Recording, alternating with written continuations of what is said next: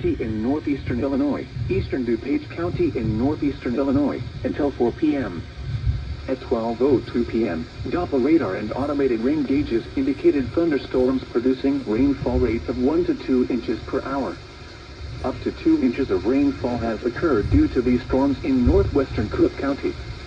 Flash flooding is ongoing or expected to begin shortly. Hazard: flash flooding. Source: radar and automated gauges. Impact: rapid onset flooding of creeks, streams, drainage ditches, streets, underpasses, low-lying areas, and other poor drainage areas.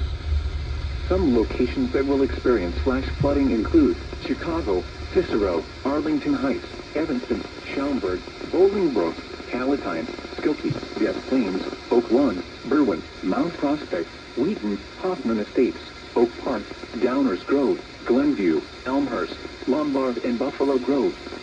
A flash flood warning means rapid onset flooding is imminent or may already be occurring. Persons along creeks, drainage ditches, and other waterways should take immediate precautions to protect life and property.